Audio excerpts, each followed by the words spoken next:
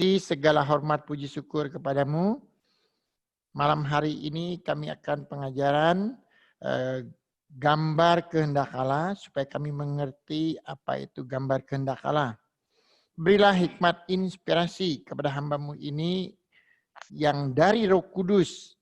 Biarlah Roh Kudus yang menuntun dan membimbing. Bagi mereka juga dituntun oleh Roh Kudus, oleh Roh yang bersama Bapa dan Anak.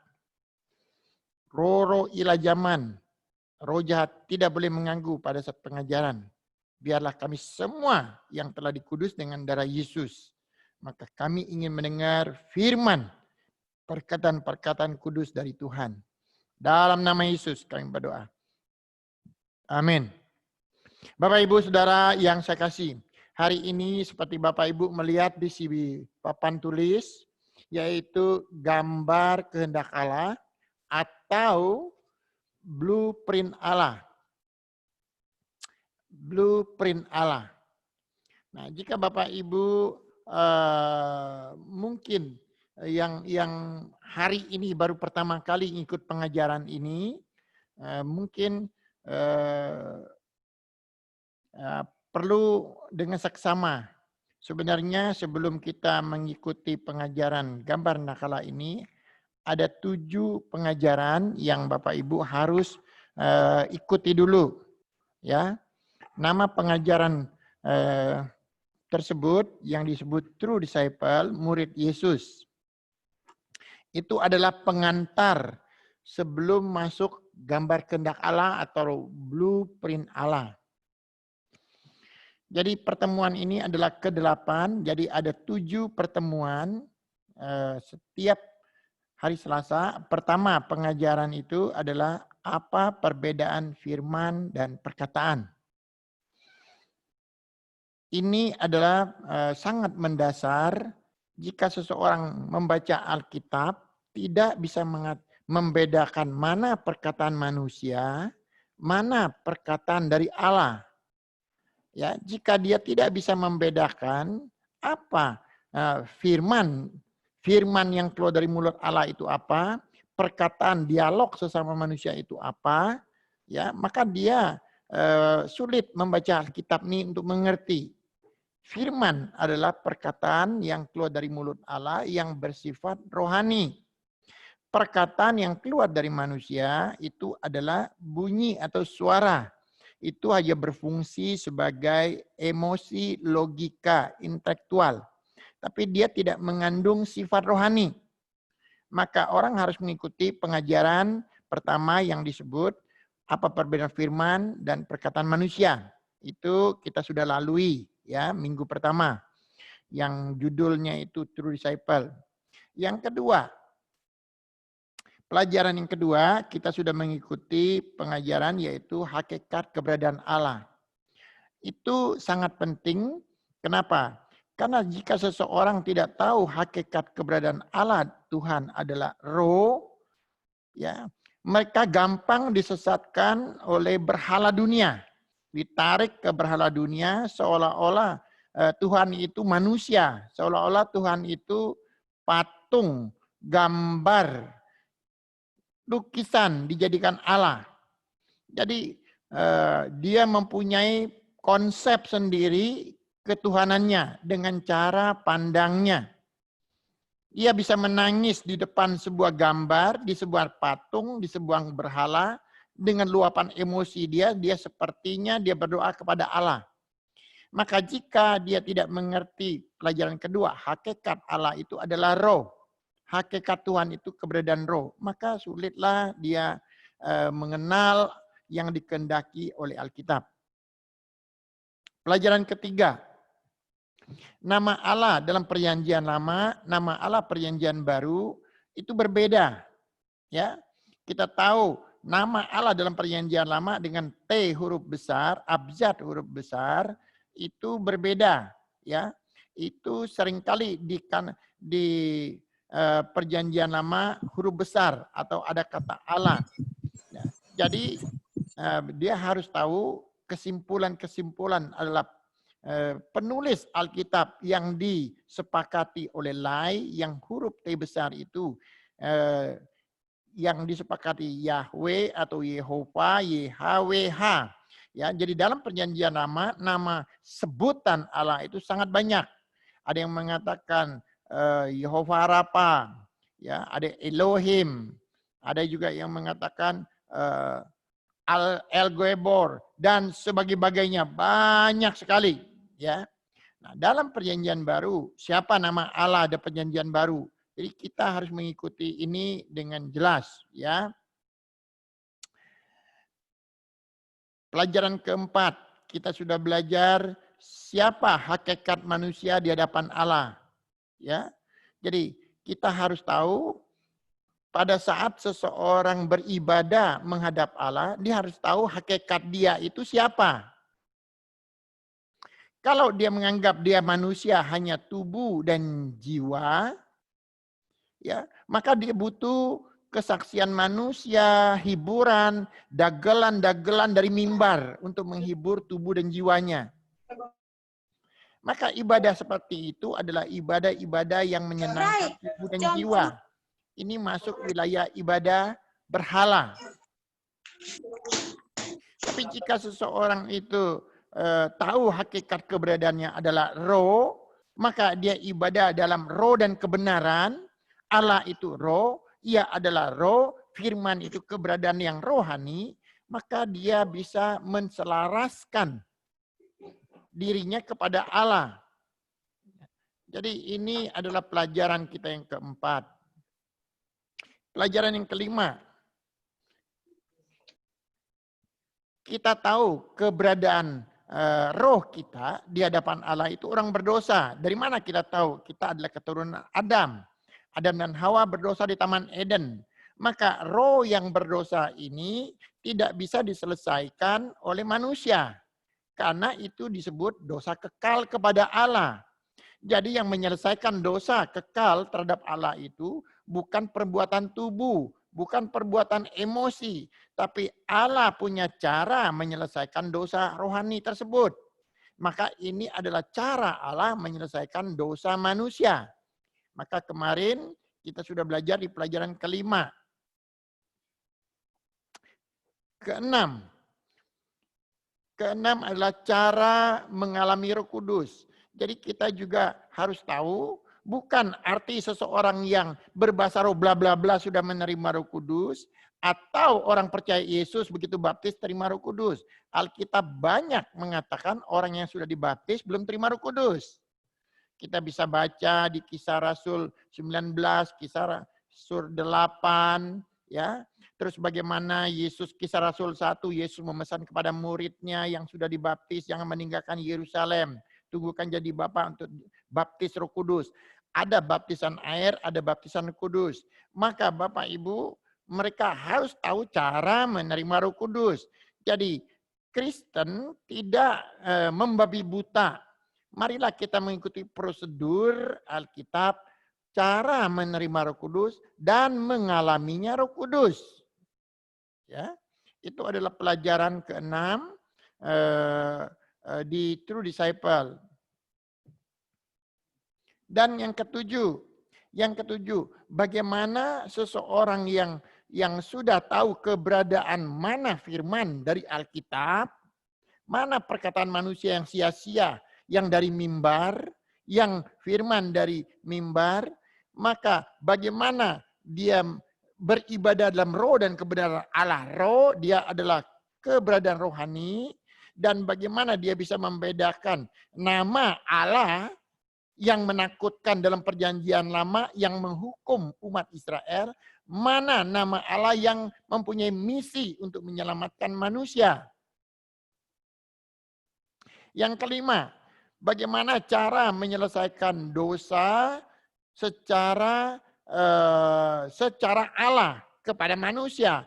Maka manusia menerima anugerah itu tersebut. Yang disebut kasih karunia dan anugerahnya. Bagaimana cara orang mengalami dan menerima Roh Kudus?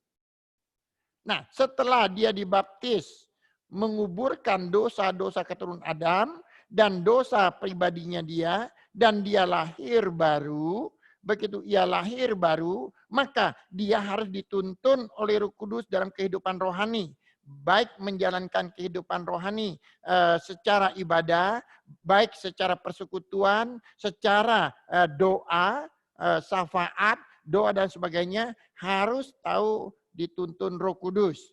Cara dia berdoa secara pribadi kepada Allah yang bukan manusia tersebut. Berdoa kepada Allah sesuai kehendak Allah. Bukan ibadah yang memuaskan hawa nafsu yang sehingga berdosa. Jadi 7 pelajaran tersebut, jika kita mengikuti selama ini, sudah mengerti 7 ini, Bapak Ibu mengikuti hari ini, begitu indah dan klopnya. Jadi ini adalah pelajaran basic, ya, basic supaya kita mengerti Alkitab. Nah, hari ini melanjuti 7 pengajaran ini, kita masuk gambar kehendak Allah. Apa itu gambar kehendak Allah? Gambar kehendak Allah itu adalah blueprint-nya Allah. Apa blueprint-nya Allah? Bapak Ibu, manusia jika dia ingin membuat sebuah rumah, sebuah bangunan, sebuah gedung pertemuan, dia tidak langsung membangun, memanggil tukang-tukang membangun. Tetapi dia memanggil seorang ahli arsitek. Dia memanggil seorang ahli arsitek, memanggil sipil, maka mulailah dia menggambar sesuai keinginannya bangunan tersebut. Dia memanggil ahli sipil, menghitung kekuatan bangunan tersebut, dan segala bahan-bahannya. Setelah ada suatu gambaran bangunan tersebut, ada kekuatan dalam bangunan tersebut, segala sesuatu baru dibangun. Ini kita mengetahui bagaimana orang yang penuh hikmat membangun rumah atau gedung. Tapi jika seseorang yang tidak punya hikmat, dia langsung membangun tambal sulam. Maka saya pernah di suatu tempat di Sukabumi, saya melihat orang membangun villa dengan 3 tahun lebih tidak selesai. Karena istrinya punya selera bangunan secara Chinese, dapurnya, ruang makannya, suaminya pendidikan di Eropa, membangun gaya Eropa depan ruang tamu. Maka pertemuan itu tidak pernah ketemu. Sehingga bangunan itu 3 tahun lebih tidak selesai-selesai. Ya. Yang membangunnya biarpun dibayar, jenuh, membosankan. Berapa kali ganti kontraktor. Karena kemauan suami dengan kemauan istri berbeda. Siapa yang datang kontrol, siapa yang merubah. Bapak, Ibu, Saudara yang saya kasihi, begitu juga jika seseorang tidak mengerti kehendak Allah, gambar kehendak Allah, maka bukan dia membangun sesuai keinginan Allah, dia membangun dengan keinginannya sendiri. Istri membangun rumah itu dengan keinginannya, suami membangun rumah itu dengan keinginannya, maka tidak pernah menjadi sebuah rumah. Begitu juga jika seorang ingin mendirikan jemaat, ibadah kudus, dia tidak tahu kehendak Allah, maka dia membangun tempat ibadah persekutuan, bagian daripada tubuh Kristus, keinginannya sendiri, bukan kehendak Allah. Maka malam hari ini, betapa baiknya jika kita harus tahu gambar kehendak Allah. Gambar kehendak Allah ini dari mana kita dapat? Satu-satunya di permukaan bumi ini, satu-satunya di dunia rohani, satu-satunya di dunia rohani, semua hamba-hamba Tuhan, ya, tidak ada pelajaran yang menulis gambar kehendak Allah ini. Hanya satu-satunya pelajaran gambar kehendak Allah ini adalah ditulis oleh Dr. Kim Kidong, yaitu dialah penulis buku ini. Apakah dia seorang teolog? Betul, dia seorang teologia, doktor, minister, dan dia doktor teologi, ada 3 gelar doktornya filsafat, tetapi dia menulis buku ini bukan karena sebagai seorang teolog. Setelah ia membaca Alkitab 75 kali kejadian sampai Wahyu, setelah dia puasa 40 hari 40 malam, dia mendapat hikmat inspirasi dari Roh Kudus, maka dia menulis pengajaran dan buku ini. Maka inilah satu-satu guiding setiap orang Kristen, kami Gerakan Beria, jadi kami tidak tersesat dengan ajaran-ajaran apapun yang bersifat rohani, karena ada frame kami, ada frame-nya gambar kehendak Allah. Ini dia. Jadi terdiri gambar kehendak Allah itu adalah isi Alkitab. Isi Alkitab. Semua ada. Ada sawah, ada manusia sawah, ada rumah, ada jalan, ada pohon, ada matahari, ada gunung. Seperti itu. Isi Alkitab itu komplit. Jadi kami tidak keluar dari gambar kehendak Allah. Ini ditulis oleh gembala senior kami. Dia adalah guru daripada rohani kami, yaitu Pastor Dr. Kim Kidong. Ini dia. Jadi Bapak Ibu, alangkah baiknya bisa membaca ini sambil kita belajar bersama. Apa itu gambar kehendak Allah? Gambar kehendak Allah itu adalah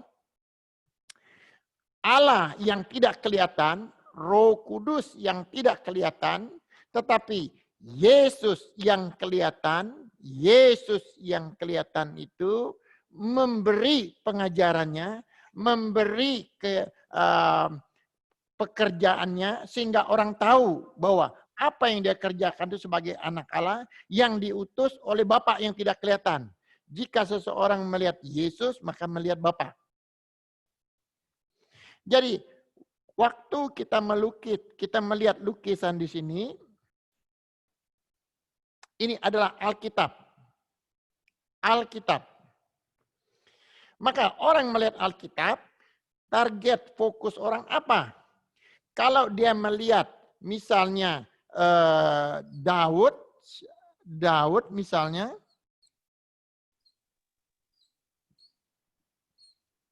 Daud adalah sebagai raja, Daud sebagai raja,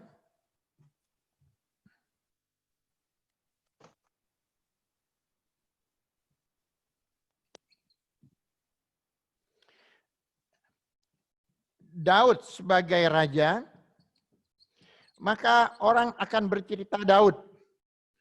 Atau menceritakan apa tokoh yang di Alkitab. Jadi orang melihat seperti itu. Tetapi jika orang tahu buku gambar kehendak Allah, sebenarnya apapun yang dia cerita di sini, ini maknanya tidak ada. Ini hanyalah pelengkap. Pelengkap dari Alkitab. Sebenarnya kalau gitu target kita siapa? Waktu kita melihat gambar kehendak Allah ini. Yang kita lihat sebenarnya oknumnya adalah Yesus.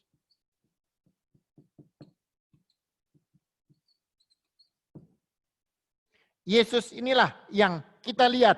Jadi pada saat kita menjelaskan Alkitab sebenarnya bukan Daudnya, bukan nelayannya, bukanlah orang bekerja di sawahnya, bukanlah rumahnya, bukanlah ladangnya, bukanlah jalannya, bukanlah pohonnya, bukanlah mataharinya, tetapi semua harus menceritakan Yesus. Jadi yang lain hanyalah melengkapi Yesus. Coba kita melihat Yohanes 5 ayat 39. Kamu menyelidiki kitab-kitab suci, sebab kamu menyangka bahwa olehnya kamu mempunyai hidup yang kekal. Tetapi walaupun kitab-kitab suci itu memberikan kesaksian tentang aku, namun kamu tidak mau datang kepadaku untuk memperoleh hidup itu. Nah, artinya apa? Daud diceritakan hanya mempersiapkan Yesus. Semua pemandangan sini hanya melengkapi untuk Yesus. Jadi jika seseorang tidak mengerti isi Alkitab, maka dia hanya menyarik kesimpulan isi-isi Alkitab yang tidak berguna. Dia tidak tahu fokus Alkitab itu. Maka hari ini kita belajar gambar kehendak Allah, yaitu menceritakan apa? Keseluruhan itu fokusnya Yesus. Yesus itulah gambar kehendak Allah. Mari kita baca 2 Korintus 4 ayat 4. Yaitu orang-orang yang tidak percaya, yang pikirannya telah dibutakan oleh ilah zaman ini, sehingga mereka tidak melihat cahaya Injil tentang kemuliaan Kristus, yang adalah gambaran Allah. Jadi siapa Yesus? Jadi Injil itu sebenarnya targetnya hanya menceritakan Yesus. Jika seseorang memberitakan firman, tidak memberitakan Yesus, itulah orang yang sudah dibutakan oleh ilah zaman. Jika seorang mendengar firman Tuhan hanya kesaksian manusia, hanya menceritakan Salomo, hanya menceritakan Yusuf digoda oleh istri Potifar, hanya menceritakan Yabes yang diberkati, yang menceritakan Daud yang diberkati, yang menceritakan Ishak, Yakub yang diberkati. Inilah orang yang sudah dibutakan oleh ilah zaman. Memang itu adalah bagian Alkitab, tapi itu adalah faktor pendukung. Dari targetnya lukisan ini hanya Yesus. Yesus ini adalah targetnya. Jadi orang harus tahu isi Alkitab hanya untuk menceritakan Yesus. Maka jika seseorang tidak mengerti, dia mendengar dari mimbar hanya kesaksian manusia yang miskin jadi orang kaya, konglomerat, dan mati jadi debu tanah. Itulah orang-orang yang sudah dibutakan oleh ilah zaman.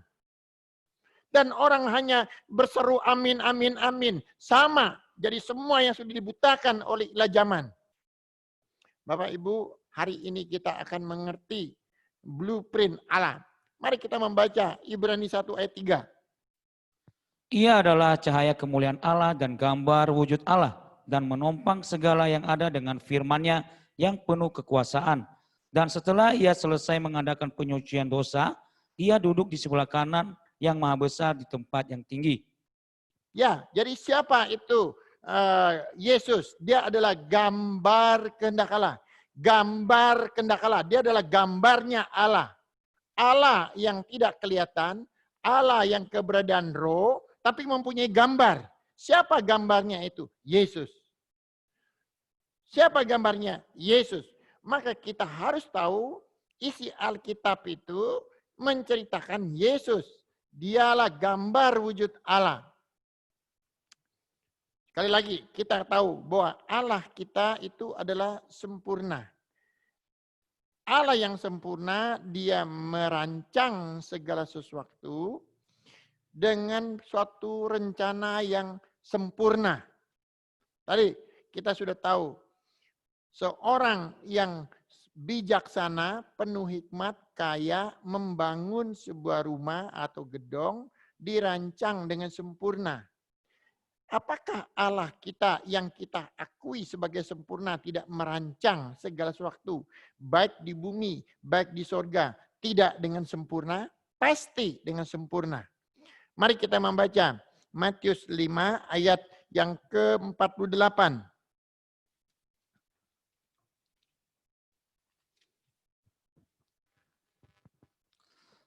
Karena itu haruslah kamu sempurna, sama seperti Bapamu yang di sorga adalah sempurna. Jadi di sini hendaklah kamu sempurna seperti Bapamu di surga yang sempurna. Artinya Allah Bapa menjadikan segala sesuatu dengan suatu rancangan yang sempurna. Bapak Ibu, kita ingin jadi sempurna, kita masuk dalam rancangan Allah, bukan membuat rancangan yang baru. Jadi jika seseorang katakanlah ini sorga, ini dunia, ya. Dalam perjanjian lama kita tahu persis. Dalam perjanjian lama, dalam PL, ini Mesir. Orang Israel, mereka menuju ke tanah perjanjian, yaitu Kanaan. Mereka harus melewati laut, melewati gunung, dan baru masuk ke tanah perjanjian. Jadi ada mereka saatnya masuk gunung, masuk laut, ada melewati gunung, bahkan dia memutari perjanjian, tanah perjanjian. Dia putarin terus. Jadi kita melihat bagaimana bangsa Israel waktu masuk ke sana tidak langsung masuk generasi selanjutnya. Kenapa? Mereka menggerutu. Karena dia tidak mengikuti rencana Allah. Dia tidak mengikuti kehendak Allah. Maka hanya muter-muter dengan keinginan sendiri, emosinya, sehingga mereka tidak masuk ke tanah perjanjian. Hanya 2 orang, ya, Yosua dan Kaleb yang masuk. Begitu juga kita yang dari dunia ini, dunia yang dikuasai oleh iblis, iblis yang berkuasa. Ya, maka kita pun nanti akan dikuasai, muter ke gunung. Kita pun bisa muter. Apakah kita bisa masuk ke kerajaan surga? Jika kita tidak menuruti kehendak Allah, kita nggak bisa masuk. Ya, kita hanya muter buku-tatik. Nah, maka gereja A berbeda, gereja B berbeda, gereja C berbeda, gereja D berbeda, semua gereja.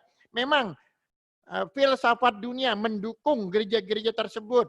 Maka filsafat mengatakan banyak jalan menuju Roma.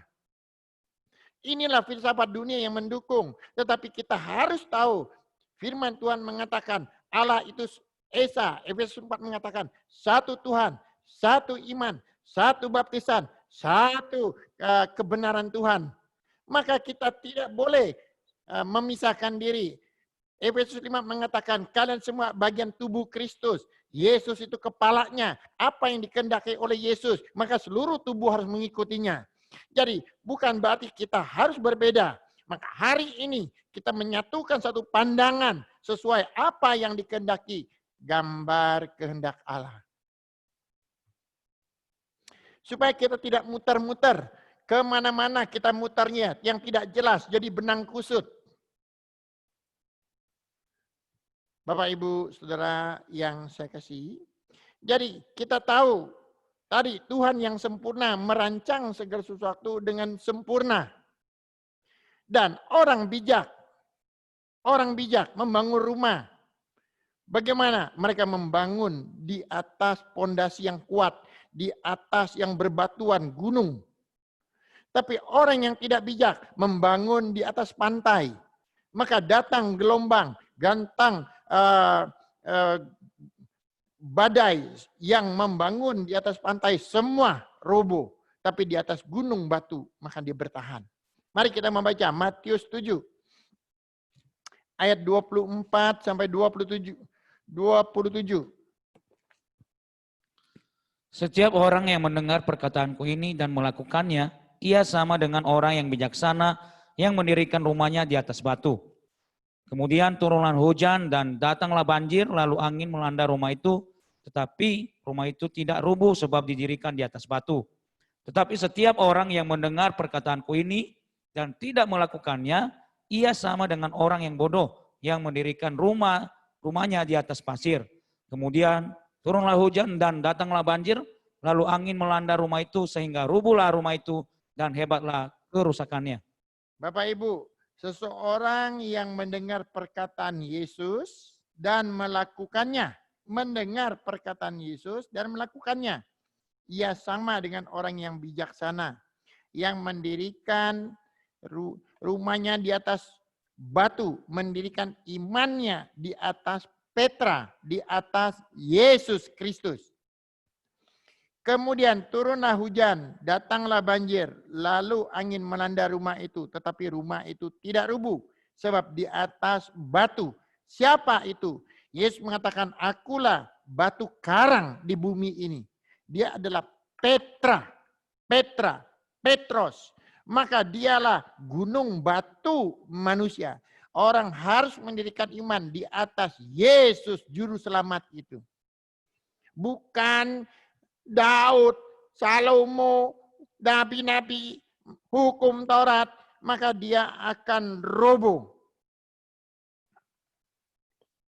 Tapi setiap orang yang mendengar perkataanku ini tidak melakukannya, ia sama dengan orang yang bodoh yang mendirikan rumahnya di atas pasir.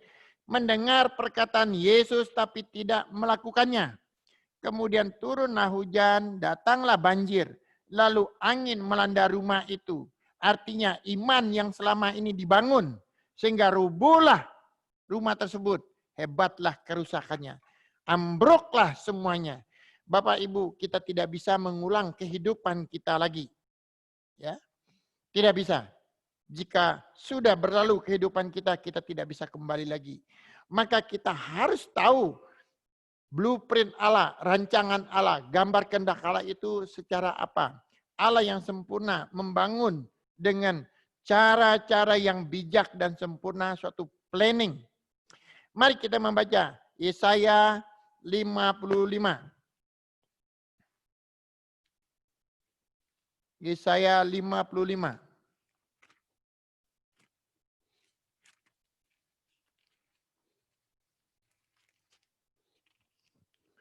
Kita baca ayat 8 sampai 11. Sebab rancanganku bukanlah rancanganmu, dan jalanmu bukanlah jalanku, demikianlah firman Tuhan. Seperti tingginya langit dari bumi, demikianlah tingginya jalanku dari jalanmu, dan rancanganku dari rancanganmu. Sebab seperti hujan dan salju turun dari langit, dan tidak kembali ke situ, melainkan mengairi bumi, membuatnya subur dan menumbuhkan tumbuh-tumbuhan, memberikan benih kepada penabur, dan roti kepada orang yang mau makan. Demikianlah firmanku yang keluar dari mulutku. Ia tidak akan kembali kepadaku dengan sia-sia. Bapak Ibu, dia mengatakan, tetapi ia akan melaksanakan apa yang kukehendaki dan akan berhasil dalam apa yang kusuruhkan kepadanya. ya, jadi rancangan Allah tidak pernah gagal.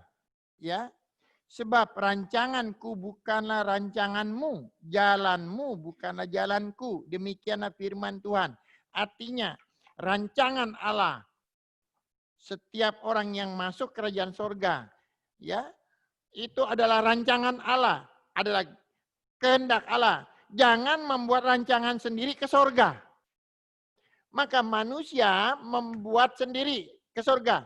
Ada agama A, ada agama B, ada agama C, D, dan sebagainya. Bapak Ibu, kita harus tahu hanya satu rancangan Allah. Hanya satu jalan yang Allah buat. Maka baik hari ini kita melihat rancangan Allah pada mulanya yang tertulis di Alkitab. Ayat 11 dia menekankan, demikianlah firmanku yang keluar dari mulutku. Ia tidak akan kembali kepadaku dengan sia-sia. Tetapi ia akan melaksanakannya. Melaksanakan apa yang ku kehendaki, yang Allah kehendaki, dan akan berhasil dalam apa yang kusuruh kepadanya. Bapak Ibu, artinya Allah tidak akan merubah rancangan-rancangannya. Hari ini begini, hari besok bagaimana, lusa berbeda. Bapak Ibu, kita jangan berpikir Allah itu manusia yang bisa berubah-berubah. Siapa yang suka kepada orang yang berubah? Kita punya orang tua yang selalu berubah-berubah, maka anaknya bosan. Kita punya atasan atau bos kita, tuan kita berubah-berubah, maka kita pun bosan dengan bos kita yang selalu berubah-berubah. Dengan manusia yang berubah aja kita tidak suka. Bagaimana dengan Allah? Maka Allah mengatakan dia tidak pernah berubah dengan rancangannya. Ya. Mari kita coba mengikuti Allah yang pada mulanya yang tidak berubah dengan rancangannya. Mari kita membaca Yesaya 25 ayat 1.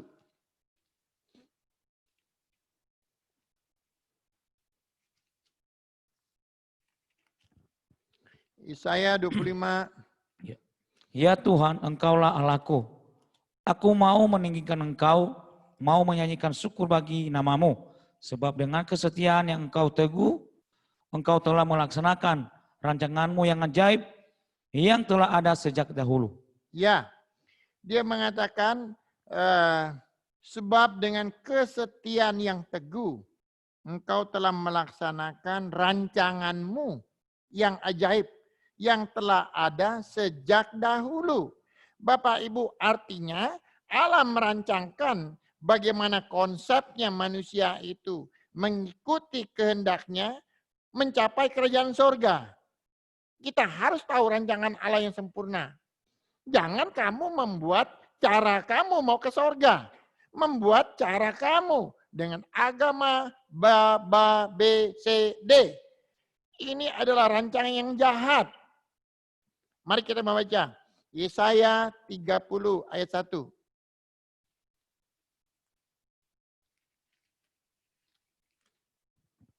Celakalah anak-anak pemberontak, demikianlah firman Tuhan, yang melaksanakan suatu rancangan yang bukan daripadaku, yang memasuki suatu persekutuan yang bukan oleh dorongan rohku, sehingga dosa mereka bertambah-tambah. Ya, jadi mereka masuk ke persekutuan, ibadah, tapi bukan karena rancangan Tuhan, bukan rancangan Roh Kudus.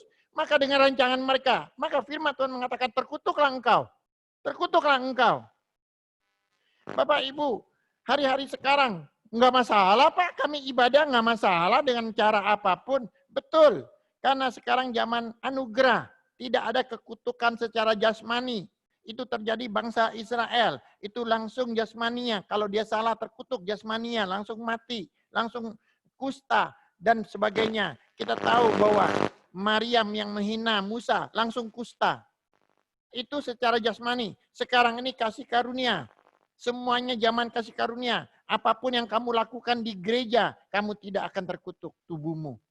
Kamu nyaman-nyaman, tapi rohmu sudah makin terkutuk. Rohmu penuh dengan penyakit kusta. Dan kita harus bisa mengerti, hari-hari sekarang maka orang merasa tidak berdampak kepada tubuhnya. Maka mereka tidak melihat sesuatu problem, masalah. Bapak, Ibu, Saudara yang kasih. Tapi malam hari ini, kita harus mengerti yang disebut gambar hendak Allah, rancangan Allah pada mulanya. Mari kita membaca coba apa yang disebut gambar hendak Allah. Bapak Ibu tolong diperhatikan bahwa malam hari ini sebenarnya kita belum masuk ke materi langsung bab 1. Tapi Bapak Ibu harus mempersiapkan dulu pendahuluan ke masuk ke materi tersebut. Ya. Mari kita membaca Roma 8 ayat 28.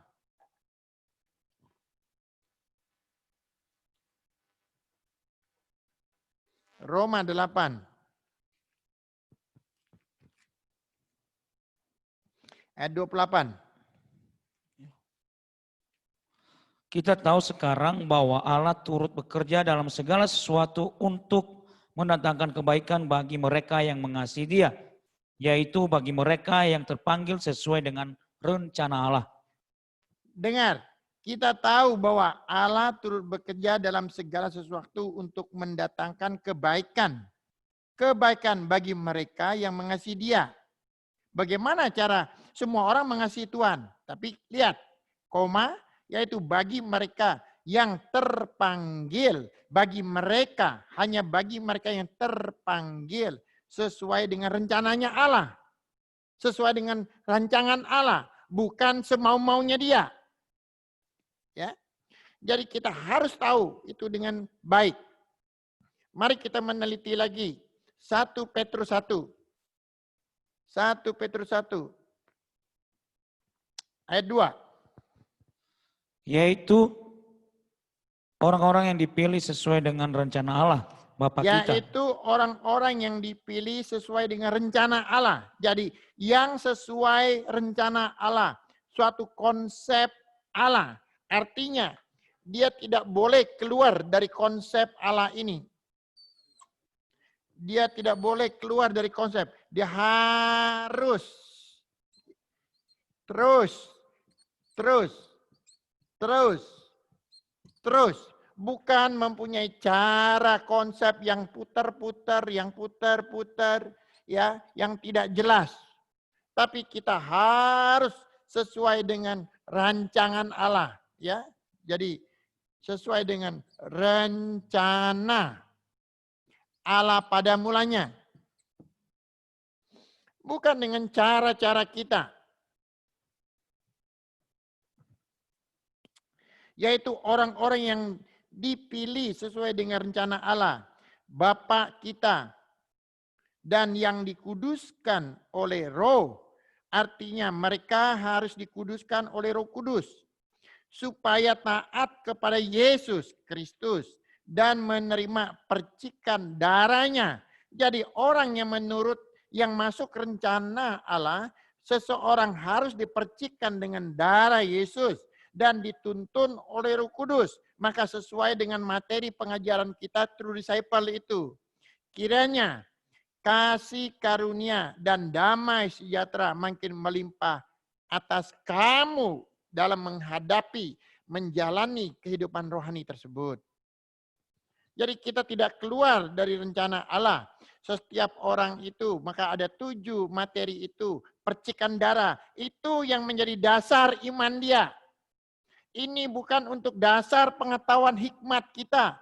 Tetapi itu harus menjadi imanmu. Jika itu menjadi imanmu, maka engkau akan berjalan sesuai dengan rencana Allah.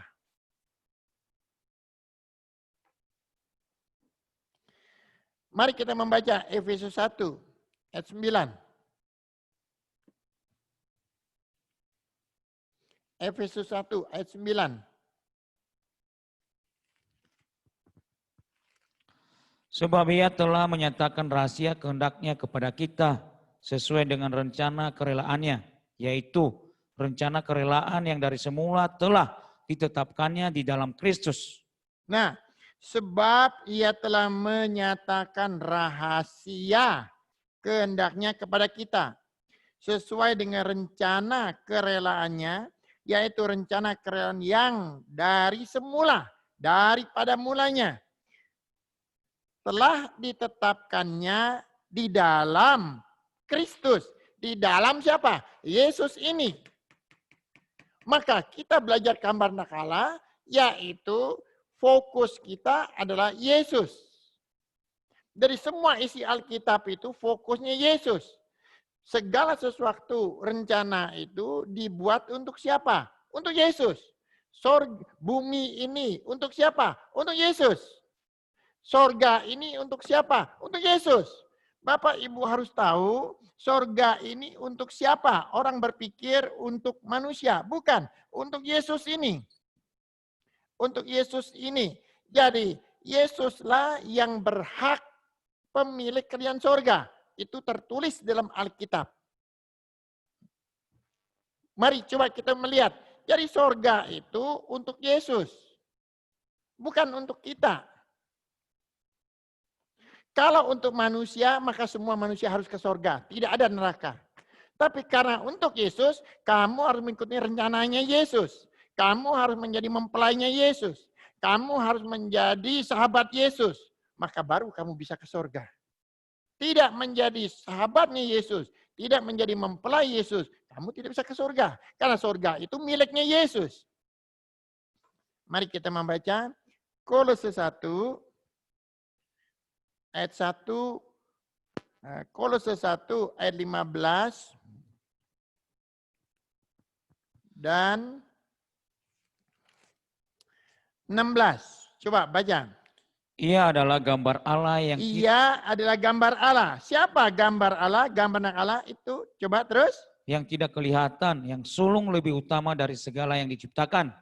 Karena di dalam dialah telah diciptakan segala sesuatu. Yang ada di sorga dan yang ada di bumi, yang kelihatan dan yang tidak kelihatan, baik singgasana maupun kerajaan, baik pemerintah maupun penguasa. Segala sesuatu diciptakan oleh Dia dan untuk Dia. Segala sesuatu diciptakan oleh Dia, untuk Dia. Jadi untuk siapa? Sorga dan bumi itu. Untuk Yesus. Bapak Ibu, untuk siapa bumi dan surga? Untuk Yesus. Bagaimana orang mau ke sorga mengabaikan Yesus? Berarti dia memakai rencana sendiri ke sorga itu. Rencana sendiri. Inilah yang dikatakan Yesaya 30. kamu merencanakan kejahatan. Jadi kita harus mengikuti rencananya Yesus. Karena sorga ini untuk Yesus. Loh, kok bisa begitu? Alkitab mengatakan jelas sorga itu untuk Yesus. Bahkan dia sudah memberitahu kepada zaman nenek moyang kita melalui perantara nabi. Yesuslah yang berhak sorga itu. Maka jika kita tidak membaca Alkitab dengan teliti, kita pikir Yesus sorga untuk kita. Kalau sorga untuk manusia, tidak ada yang ke neraka. Hanya iblis beserta anak buahnya. Tapi karena sorga untuk Yesus, maka Yesus datang. Ayo yang siapa mau datang kepadaku bersama aku di sorga. Maka Yohanes 14 ayat 1 mengatakan, rumah Bapakku banyak. Tapi yang tidak mau yang ikut iblis itu. Artinya manusia mempunyai hak pilih. Tapi yang jelas, sorga itu milik Yesus. Bukan arti seorang bisa cara lain masuk ke sorga. Tidak ada rancangan lain. Tidak ada rencana lain. Mari kita membaca Ibrani 1 ayat 1 dan 2. Setelah pada zaman dahulu Allah berulang kali dan dalam berbagai cara berbicara kepada nenek moyang kita dengan perantaraan nabi-nabi. Maka pada zaman akhir ini ia telah berbicara kepada kita dengan perantaraan anaknya yang telah ia tetapkan sebagai yang berhak menerima segala yang ada. Oleh dia Allah telah menjadikan alam semesta. Ya, dia mengatakan yang telah ia tetapkan sebagai yang berhak yang menerima segala yang ada.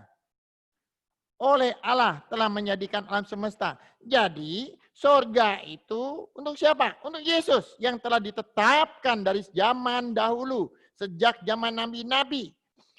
Sekarang dan sampai lama-lamanya. Sorga itu milik Yesus. Maka Yesus bilang, kamu mau ke surga, akulah jalannya. Maka hanya satu jalannya. Bapak Ibu, hari ini banyak orang bingung. Orang berpikir, oh ya, yang penting percaya Yesus selamat. Tapi Yesus mengatakan, jalan masuk ke surga itu sesak. Kamu harus berusaha, kamu harus berjuang. Mari kita membaca Matius 7. Matius 7.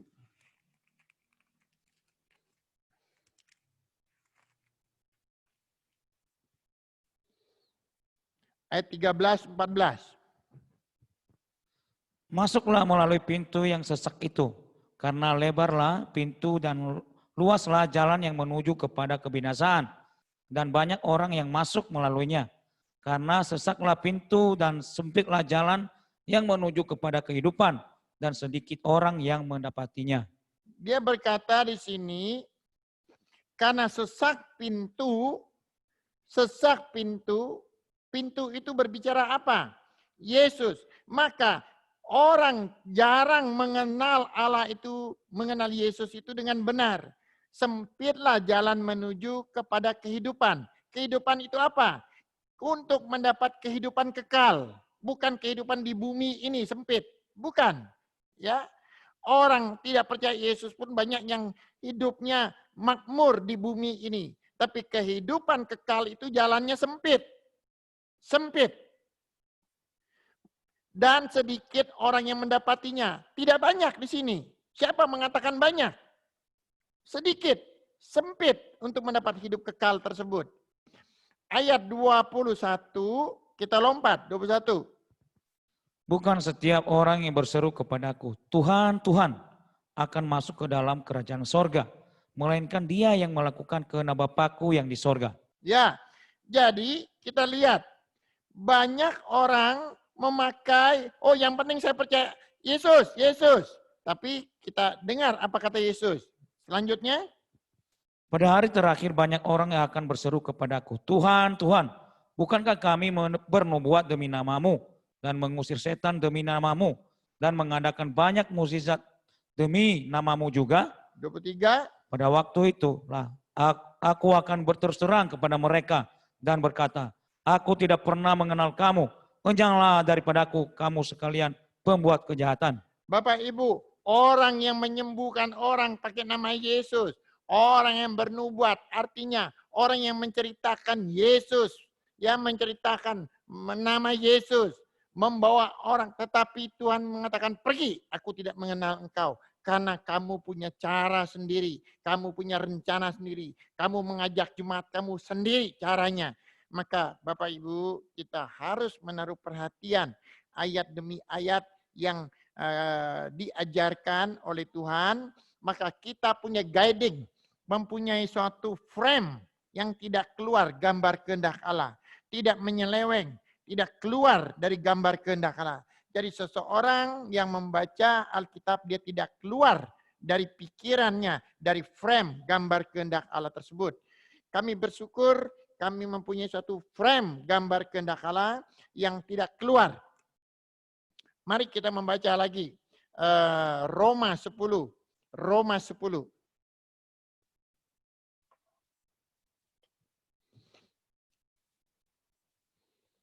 Roma 10 ayat 1 sampai 3. Saudara-saudara, keinginan hatiku dan doaku kepada Tuhan ialah supaya mereka diselamatkan. Sebab aku dapat memberi kesaksian tentang mereka bahwa mereka sungguh-sungguh giat untuk Allah, tetapi tanpa pengertian yang benar. Sebab oleh karena mereka tidak mengenal kebenaran Allah dan oleh karena mereka berusaha untuk mendirikan kebenaran mereka sendiri, maka mereka tidak takluk kepada kebenaran Allah. Bapak Ibu, ini adalah Rasul Paulus pada saat dia dipenjara di Roma. Dia menulis surat ini.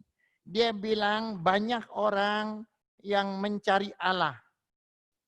Banyak orang yang mencari Allah, beribadah kepada Allah, tetapi tidak ada pengertian yang benar.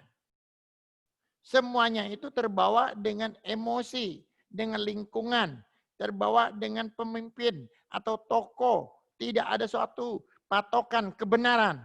Maka jika orang tidak tahu patokan kebenaran, siapa kebenaran? Yesus itu kebenaran. Dia mengatakan Yohanes 14 ayat 6, akulah jalan dan kebenaran. Maka jika seseorang tidak mengenal kebenaran itu, maka dia membuat caranya sendiri. Maka dia mengatakan ini, saudara-saudaraku, keinginan hatiku dan doaku kepada Tuhan ialah supaya mereka diselamatkan. Sebab aku dapat memberi kesaksian tentang mereka, bahwa mereka sungguh-sungguh giat untuk Allah. Giat untuk Allah. Tetapi tanpa pengertian yang benar. Tanpa pengertian yang benar. Sebab oleh karena mereka tidak mengenal kebenaran Allah. Tidak mengenal kebenaran Allah. Oleh karena mereka berusaha untuk mendirikan kebenaran mereka sendiri. Jadi mendirikan kebenarannya, agamanya, kelompoknya, gerejanya, pengertiannya, keyakinannya sendiri. Maka mereka tidak takluk kepada kebenaran Allah. Jadi dia tidak taat kepada Allah. Kami punya kelompok ini, kami punya kelompok ini. Sekali ini adalah ini. Sekali gereja ini adalah ini. Nah, ini tidak mencari kebenaran Allah. Bapak, Ibu, Saudara yang saya kasihi, maka surat Rasul Paulus ini dituliskan kepada jemaat Berea yang pada saat itu sudah mengalami kacau rohani. Nah, kalau begitu, apa itu Berea? Bapak, Ibu, mari kita mengetahui apa itu Berea. Pelajaran ini adalah pelajaran daripada gerakan Berea.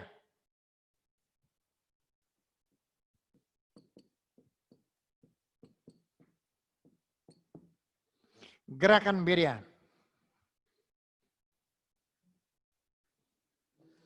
Setelah orang menerima gerakan Berea ini, dia akan menjadi orang Berean.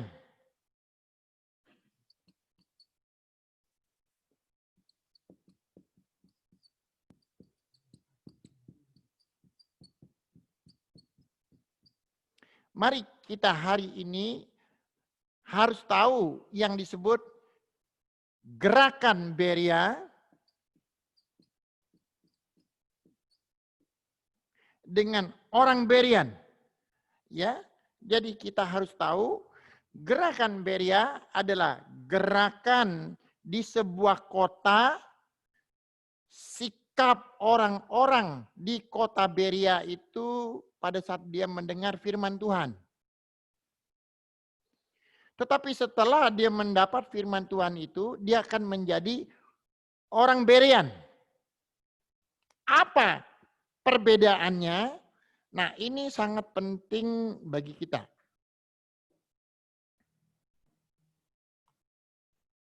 Mari kita membaca Kisah Rasul 17. Kisah Rasul 17.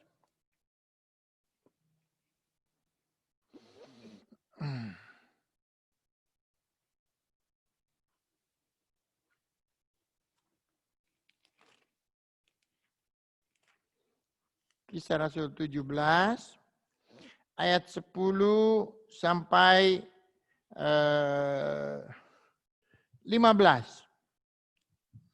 Tetapi pada malam itu juga segera saudara-saudara di situ menyuruh Paulus dan Silas berangkat ke Berea. Setibanya di situ pergilah mereka ke rumah ibadat orang Yahudi. Orang-orang Yahudi di kota itu lebih baik hatinya daripada orang-orang Yahudi di Tesalonika, karena mereka menerima firman itu dengan segala kerelaan hati, dan setiap hari mereka menyelidiki kitab suci untuk mengetahui apakah semuanya itu benar demikian. Banyak di antara mereka yang menjadi percaya, juga tidak sedikit di antara perempuan-perempuan terkemuka dan laki-laki Yunani.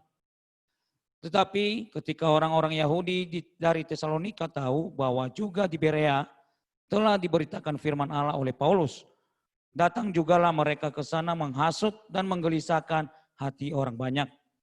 Tetapi saudara-saudara menyuruh Paulus segera berangkat menuju ke pantai laut, tetapi Silas dan Timotius masih tinggal di Berea. Orang-orang yang mengiringi Paulus menemaninya sampai di Athena, lalu kembali dengan pesan kepada Silas dan Timotius supaya mereka selekas mungkin datang kepadanya. Kita melihat di sini, Kisah Rasul 17 ini menjelaskan bahwa Silas dengan Paulus mereka pergi ke Tesalonika. Pada saat ia memberitakan firman itu artinya memberitakan, menceritakan kesaksian Yesus yang mati dan bangkit. Jadi orang harus tahu, oh ini hamba Tuhan lagi memberitakan firman, berkhotbah. Artinya dia menceritakan Yesus yang lahir, yang mati, yang bangkit. Firman Tuhan itu, hari ini firman Tuhannya adalah family yang diberkati Tuhan. Family keluarga yang sejahtera. Itu bukan memberitakan firman Tuhan. Tapi itulah kelompok-kelompok orang motivasi untuk keluarga berbahagia. Jadi banyak orang yang tidak mengerti. Di sini dia mengatakan Kisah Rasul 17 ayat 1 sampai yang 9 itu, pada saat Silas dengan Paulus memberitakan firman Allah, menceritakan Yesus yang hidup itu mati dan bangkit lagi. Kami ini menyaksikannya.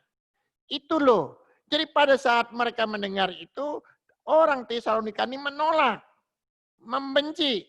Karena mereka pada saat itu masih terikat dengan cara konsep mereka ke sorga. Mereka masih ada patung-patung. Waktu itu masih ada penyembahan-penyembah Dewa Zeus, Venus, dan sebagainya. Maka mereka tidak mau diajar oleh Rasul Paulus dan Silas. Maka mereka diusir dari Tesalonika. Mereka pergi ke Berea. Berea ini adalah ibu kota Makedonia. Di situ banyak pelajar-pelajar dari orang Yahudi, bangsawan dari Yahudi, pelajar sana. Orang-orang yang punya sikap berbeda dengan orang Tesalonika. Dia mengatakan mereka ini adalah orang yang mendengar pengajaran tersebut. Dan mereka coba teliti, benar enggak dengan nubuatan dalam perjanjian lama? Yesus itu Mesias yang dinubuatkan. Cocok enggak Yesus yang dijanjikan juru selamat itu? Mereka menyelidiki kitab para nabi dan kitab para Musa. Semua diselidikin. Oh iya benar. Itulah yang dinubuatkan oleh kitab. Oh iya benar, dia Mesias. Oh iya benar, dia harus mati di salib. Oh iya benar, dia harus bangkit. Jadi mereka menyelidiki semua isi Alkitab itu. Jadi orang Beria ini berbeda dengan sikapnya Tesalonika. Mereka sudah mempunyai keyakinan sendiri, agama sendiri. Jadi ada pengajaran tentang Kristus Yesus menolak. Banyak hari-hari sekarang orang-orang begitu juga pada saat diajarkan ada ayat yang tertulis dalam perjanjian lama, perjanjian baru. Oh beda. Dogma kita berbeda, doktrin kita berbeda, gereja kita berbeda, agama kita berbeda. Ini ciri-ciri orang di Tesalonika. Tapi kalau di Beria berbeda. Benar enggak ya nubuatan itu? Benar enggak ya? Oh iya cocok. Oh iya benar cocok. Oh ini cocok ini. Ini cocok. Jadi Bapak Ibu, arti Beria, orang Beria itu hati yang seimbang. Hati yang menerima pelajaran tersebut yang tertulis. Itu artinya orang Beria. Coba kita meneliti ayat demi ayat. Tetapi pada malam itu juga segera saudara-saudara di situ menyuruh Paulus dan Silas berangkat ke Beria. Setibanya di situ, pergilah mereka ke rumah ibadat orang Yahudi.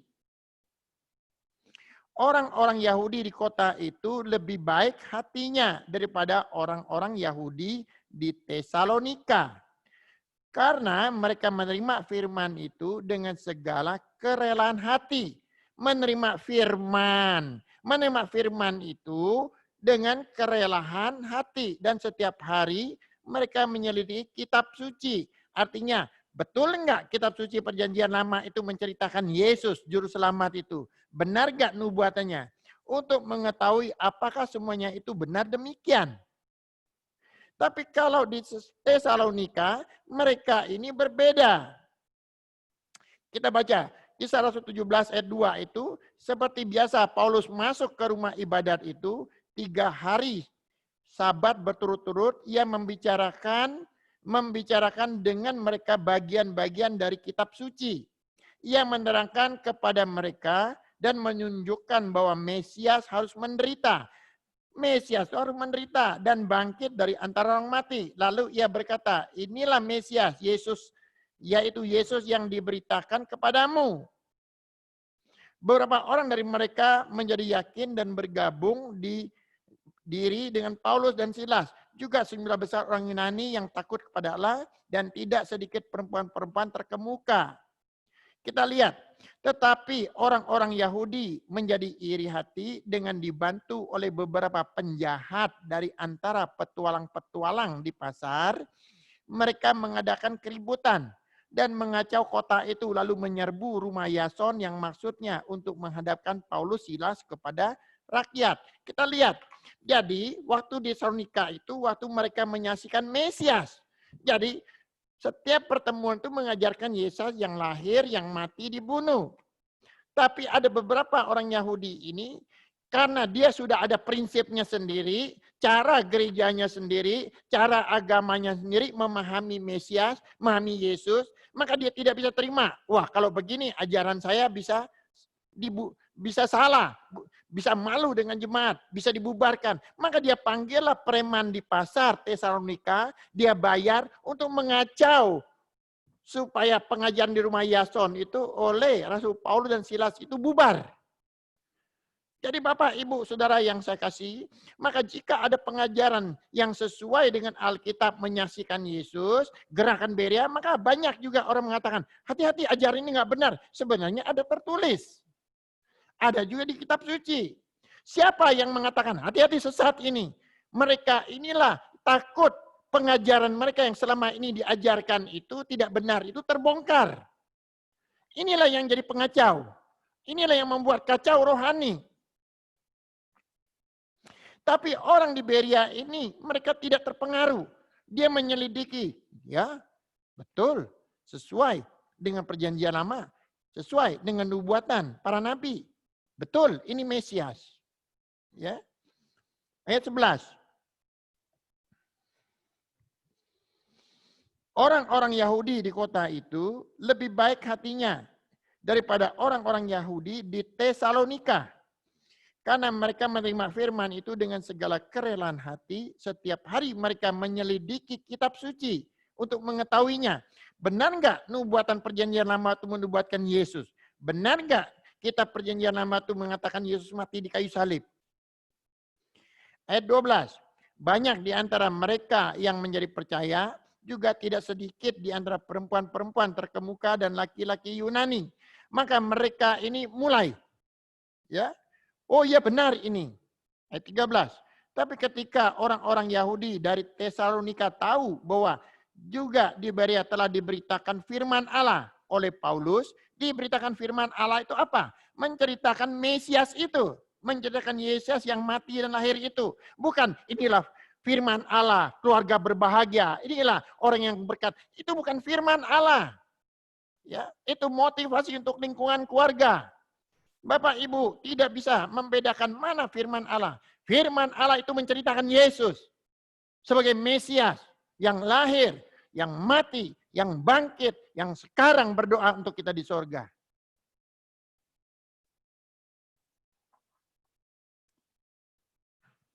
Dan juga mereka ke sana menghasut dan menggelisahkan hati orang banyak. Tapi saudara-saudara menyuruh Paulus segera berangkat menuju ke pantai laut.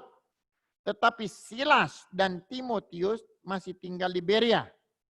Orang-orang yang mengiringi Paulus dan menerimanya sampai di Athena. Lalu kembali dengan pesan kepada Silas dan Timotius supaya mereka selekas mungkin datang kepadanya. Bapak Ibu, jadi di sini menunjukkan Berea itu sebuah kota, di sana kumpul orang-orang yang hatinya terbuka terhadap firman Allah. Artinya hanya ingin mendengar Yesus, hanya ingin mendengar kesaksian dan menceritakan Yesus. Siapa Yesus? Siapa Yesus itu dalam kehidupan selama pelayanan resmi?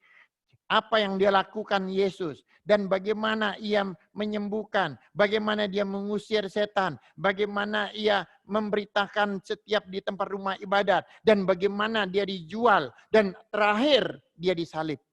Bagaimana posisinya disalib, dia berkata apa dan setelah itu dia dikubur, kubur siapa? Hanya kubur pinjaman. Dan bagaimana setelah 3 hari dalam kuburan dia bangkit dan baru murid-murid datang ke kuburan. Ada siapa dalam kuburan? Hanya ketemu malaikatnya. Dan bagaimana dia setelah itu? Dia datang lagi bertemu muridnya. Berapa orang dia ketemu muridnya? Firman Tuhan mengatakan 500 orang. Dan apa pesannya kepada muridnya? Jangan meninggalkan Yerusalem. Dan apa yang mereka lakukan? Mereka menunggu di loteng Markus. Dan apa yang mereka lakukan? Mereka menerima Roh Kudus.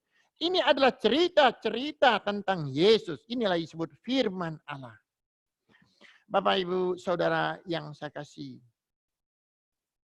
Jika semuanya ini mereka mendengar kesaksian seperti ini dan menyelidiki. Dan setelah dia masuk menjadi murid Yesus sejati, dia menjadi seorang lahir baru. Dia tadi ada 7 materi. Dia dibaptis, menguburkan dosanya, menerima Roh Kudus, dan dia lahir baru.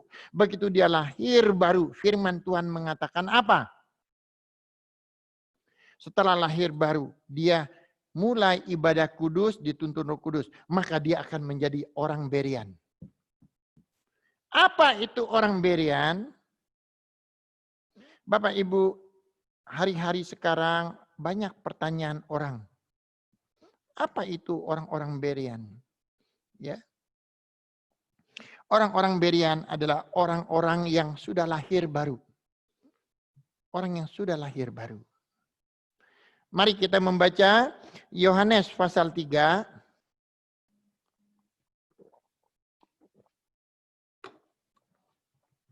Ya. Yohanes pasal 3.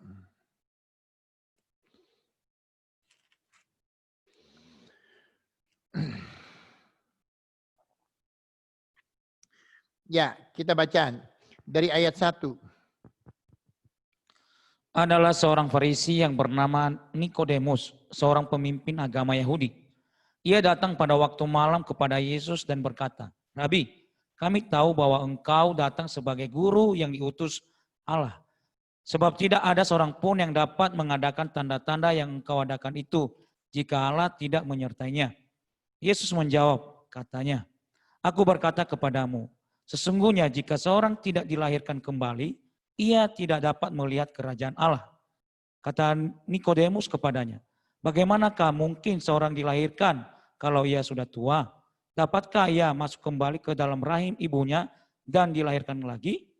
Jawab Yesus, "Aku berkata kepadamu, sesungguhnya jika seorang tidak dilahirkan dari air dan roh, ia tidak dapat masuk ke dalam kerajaan Allah. Sampai 13. Apa yang dilahirkan dari daging adalah daging, dan apa yang dilahirkan dari roh adalah roh. Janganlah engkau heran karena aku berkata kepadamu, kamu harus dilahirkan kembali. Angin bertiup di kemana ia mau dan engkau mendengar bunyinya. Tetapi engkau tidak tahu dari mana ia datang atau kemana ia pergi. Demikianlah halnya dengan tiap-tiap orang yang lahir dari roh." Nikodemus menjawab, katanya, "Bagaimanakah mungkin hal itu terjadi?" Jawab Yesus, "Engkau adalah pengajar Israel dan engkau tidak mengerti hal-hal itu. Aku berkata kepadamu, sesungguhnya kami berkata-kata tentang apa yang kami ketahui dan kami bersaksi tentang apa yang kami lihat. Tetapi kamu tidak menerima kesaksian kami. Kamu tidak percaya waktu aku berkata-kata dengan kamu tentang hal-hal duniawi. Bagaimana kamu akan percaya kalau aku berkata-kata dengan kamu tentang hal-hal surgawi? Tidak ada seorang pun yang telah naik ke sorga selain daripada dia yang telah turun dari sorga, yaitu Anak Manusia." Ya, Bapak Ibu Saudara yang saya kasih, artinya tidak ada satu pun seseorang bisa naik ke sorga, yang datang ke sorga tanpa lahir baru. Tanpa lahir baru. Karena yang bisa membawa kita ke sorga, pemilik sorga. Siapa pemilik surga? Yesus yang datang dari sorga membawa kita ke sorga. Jadi sorga itu miliknya. Maka Bapak Ibu, dari orang yang rendah hati, seorang yang Beria, gerakan Beria rendah hati, menyelidiki Alkitab dengan rendah hati, mempelajarinya, mendengar firman Allah tentang menceritakan Yesus tersebut, dan mendengar itu dengan sangat teliti menyelidiki firman tertulis, maka jika engkau sudah lahir baru kamu menjadi orang Berian. Apa itu orang Berian? Bapak Ibu dengar baik-baik. Saya ingin menjelaskan itu orang Berian. Orang Berian itu adalah yang lahir baru. Seseorang yang lahir baru, seseorang yang mempunyai kehidupan baru, cara baru. Ya, cara baru. Dengan perkataan lain, orang Berian itu adalah seorang bangsawan. Orang Berian itu adalah seorang bangsawan. Seorang anak kerajaan Allah. Seorang anak kerajaan Allah. Engkau adalah anak raja. Engkau adalah terlahir sebagai anak kerajaan sorga. Jadi orang Berian itu adalah seorang yang terlahir sebagai anak bangsawan. Bapak Ibu, orang Berian itu bangsawan. Mari kita coba menyelidiki apa yang dimaksud bangsawan. Bangsawan ini adalah orang yang berhubungan dengan lingkungan kerajaan. Kalau kita melihat kerajaan, maka ada anak cucu keluarganya, dia kawin perempuan ini, mereka disebut keturunan bangsawan. Kalau kita melihat di keraton, maka ada orang-orang yang keraton itu pasti dia punya gelar keraton. Nah, bangsawan atau keturunan keraton ini, mereka ini faktor kelahiran. Ya. Jadi tidak mungkin rakyat biasa tiba-tiba dia dikatakan anak bangsawan. Jadi kalau kita berbicara kepada Berian, bangsawan, itu ada faktor kelahiran. Faktor kelahiran. Mari kita coba mengartikan secara dunia dulu. Bangsawan. Bangsawan itu ada faktor kelahiran. Waktu dia kelahirannya sebagai anak bangsawan atau anak keraton, maka dia akan dididik oleh pengajaran-pengajaran kekerajaan atau pendidikan sebagai anak bangsawan. Maka di lingkungan bangsawan itu ada tata krama bangsawan, didikan-didikan bangsawan. Sehingga kelihatan, oh ini dididik. Maka kita kalau melihat sejarah, bahasa Mandarin pun ada disebut bahasa kerajaan. Bangsawan, dia ada pengajaran bangsawan. Jadi, satu, poin pertama. Poin pertama, biar kita tahu.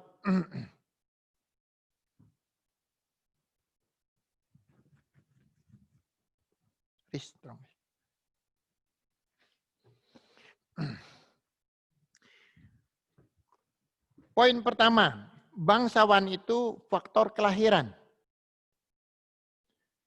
Poin kedua, didikan kepada bangsawan itu dibedakan dengan yang umum. Ada namanya didikan bangsawan atau lingkungan kerajaan, tata krama. Maka dia berbeda dengan orang umum. Ya, 2. 3, karena dia faktor kelahiran. 2, faktor pengajaran didikannya. 3, maka dia mempunyai pribadi bangsawan. Jadi kalau dia keluar dari lingkungannya, kemanapun kelihatan. Gayanya berbicara, sikapnya berbicara, ketahuan. Wah, ini kok berbeda dengan umum. Gayanya bangsawan, sikapnya bangsawan. Maka karena dia mempunyai pribadi bangsawan, Bapak Ibu itu melekat kepada pribadi bangsawannya.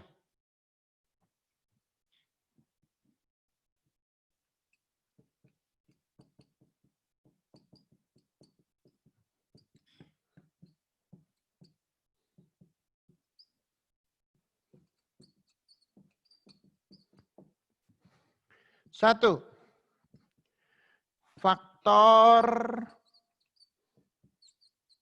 kelahiran. 2, pengajaran. 2.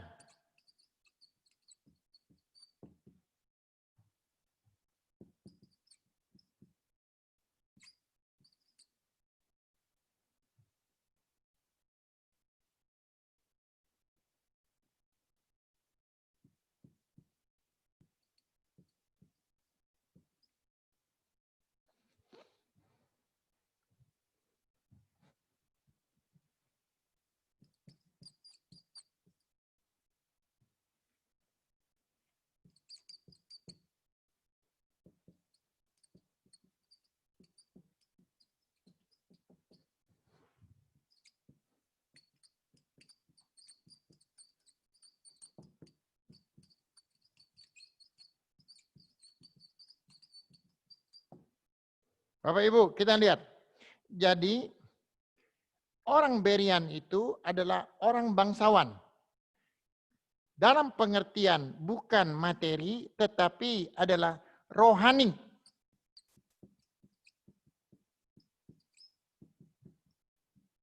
Jadi dia mempunyai sikap rohani yang bangsawan. Bagaimana? Karena faktor kelahiran. Faktor kelahiran. Maka jika seseorang dilahirkan baru dan menerima Roh Kudus, itu faktor kelahiran. Saya tidak bisa menjadi seorang bangsawan karena faktor kelahiran. Orang yang bangsawan, ya seperti kerajaan Inggris, apakah di Jepang itu bangsawan, ataukah kita lihat keraton-keraton itu faktor kelahiran. Ya. Tetapi saya menjadi orang Beria karena faktor rohani, maka faktor kelahiran itu yang disebut lahir baru sebagai anak kerajaan Allah, kerajaan juga. Maka itu saya sudah terdaftar nama saya di sorga sebagai bangsawan sorga. Maka saya harus menerima pengajaran sebagai bangsawan rohani. Maka saya menerima pengajaran yang apa? Gambar kehendak Allah yang tertulis di Alkitab sebagai bangsawan dan mempunyai tata krama. Maka saya harus mempertahankan pribadi bangsawan dimanapun. Ini bukan arti seseorang harus kaya. Orang miskin bisa jadi bangsawan. Kata miskin materi, tapi rohaninya berbeda. Rohaninya berbeda. Dimanapun dia berada, dia mempunyai sikap bangsawan. Rohani yang bangsawan. Bangsawan dia tidak bisa sembarangan. Kita akan tahu, wah ini berbeda. Ya. Pandangannya terhadap firman Tuhan, kerohaniannya, betul-betul dia orang Berian, seorang yang bangsawan. Dia pada saat dimanapun pribadinya itu menyatakan kebenaran. Wah ini bangsawan, anak kerajaan Allah. Bapak Ibu coba kita renungkan, apakah kita mempunyai sikap orang Berian yang bangsawan, rohani, faktor kelahiran, pengajaran kita. Apakah kita mendapat pengajaran daripada cara-cara Beria, cara-cara bangsawan tersebut? Maka orang Beria tidak comot sana, comot sini makanan yang sembarangan. Perkataan manusia, dia hanya makanan bangsawan, khusus untuk dia. Ya. Itulah gambar kehendak Allah. Maka dimanapun pribadi bangsawan, dia menceritakan kesaksian, ya, kesaksian, yaitu firman Allah. Siapa Yesus tadi? Bukan kesaksian-kesaksian secara manusia. Jika demikian, engkau akan menjadi orang Berian. Ciri-ciri orang Berian itu apa? Dia sangat berbeda. Dia taat apa yang tertulis. Dia taat tertulis dan mengasihi perintah Yesus. Ini adalah ciri-cirinya. Bapak Ibu, oh menurut doktor ini, menurut teologi ini, menurut ini. Tidak. Seorang bangsawan, orang Berian, tidak menurut orang, menurut firman tertulis. Menurut firman tertulis. Mari kita melihat dua ciri yang sangat penting. Yohanes 14.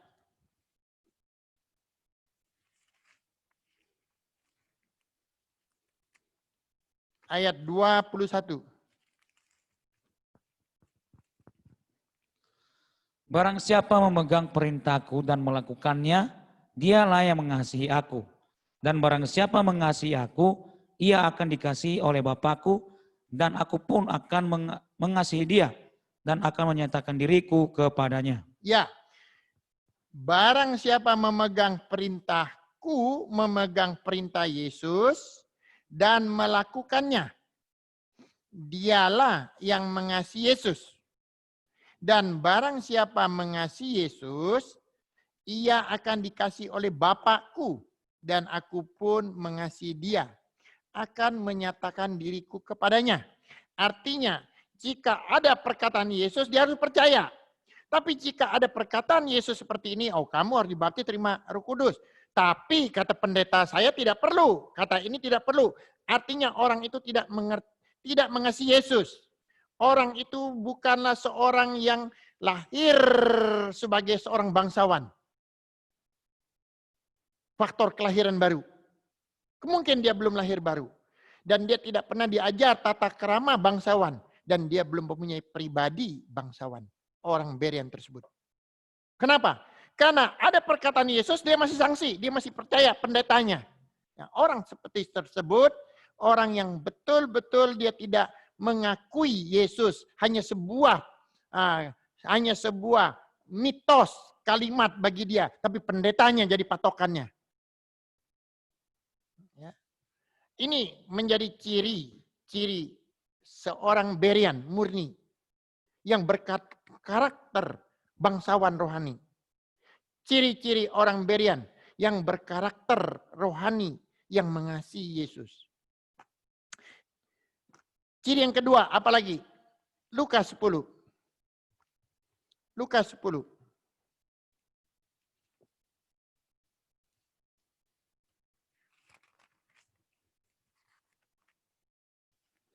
Lukas 10. Ayat 21. Pada waktu itu juga bergembiralah Yesus dalam Roh Kudus dan berkata, Aku bersyukur kepadamu Bapa Tuhan langit dan bumi, karena semuanya itu engkau sembunyikan bagi orang bijak dan orang pandai, tetapi engkau nyatakan kepada orang kecil. Ya Bapa, itulah yang berkenan kepadamu. Bapak Ibu, dia mengatakan, pada waktu itu juga bergembiralah Yesus dalam Roh Kudus. Artinya dia penuh dengan Roh Kudus, penuh inspirasi Roh Kudus, penuh diseret oleh Roh Kudus dan berkata, Aku bersyukur kepadamu, Bapa, Tuhan langit dan bumi, karena semuanya itu engkau sembunyikan bagi orang bijak. Jika hari-hari ini mengatakan pendeta ini bijak, pendeta ini pandai, pendeta ini pintar, maka orang yang demikian tidak akan mengerti kebenaran Allah. Dia bergantung kepada orang bijak dan orang pandai. Tetapi engkau akan nyatakan kepada orang kecil. Kata orang kecil di sini bukan orang yang pendek, orang yang cebol, atau orang yang bertubuh kecil. Tapi kata kecil di sini adalah orang yang usianya di bawah 4 tahun. 2 tahun sampai 4 tahun. Artinya mereka itu belum bersekolah. Mereka baru bisa bicara. Baru bisa meniru pembicaraan orang tuanya. Nah, orang seperti ini sangat polos biasanya. Jadi kalau anak-anak yang belum bersekolah baru bisa belajar ngomong, dia akan meniru apa yang dikatakan. Maka jika ibunya suatu saat lagi sedang masak, dia lagi sibuk, lagi masak, lagi mengulek cabai, tiba-tiba ada telepon, dia berbicara kepada anaknya 3 tahun. Tolong nak, angkat telepon. Kalau ada yang nelpon, cari mama, bilang aja mama tidak ada. Bilang aja mama lagi tidak di rumah. Maka anak tersebut ngangkat telepon, halo. Ya, dia bilang, ya tante bagaimana? Mama ada? Mama bilang mama lagi tidak ada di rumah.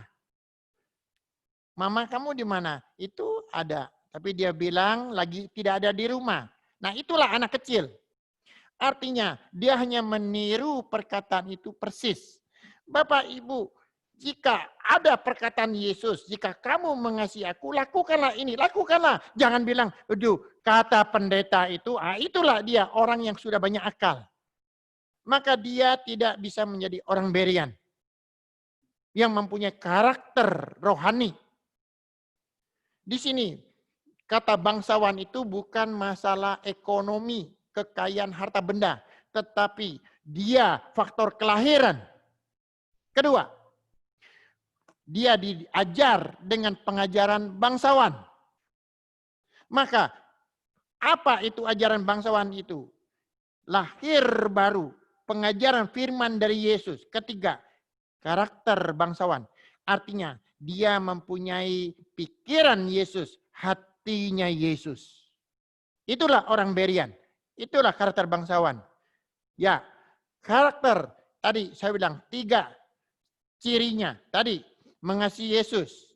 2, seperti anak kecil yang polos. Yang ketiga, hatinya, pikirannya bangsawan. Dia mempunyai pikiran Yesus. Maka kita baca Filipi 2 ayat 5.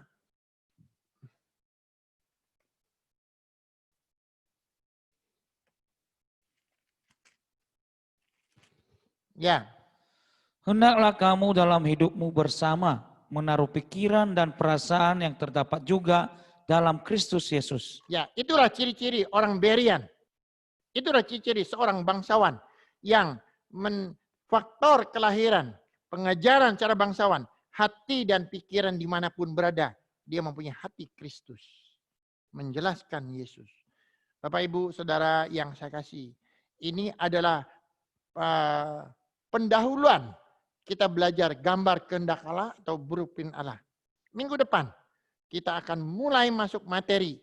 Tapi hari ini kita mengetahui apa itu Beria. Beria itu suatu gerakan. Gerakan. Mulai dari hambanya Kim Kidong sampai ke seluruh dunia. Jika seorang menerima pengajaran ini, engkau akan menjadi seorang Berian. Hati seorang bangsawan yang menerima pengajaran ini. Faktor lahir baru, klaim baru. Demikian Bapak Ibu Saudara yang kasih, Tuhan Yesus memberkati. Ya. Ayo ini.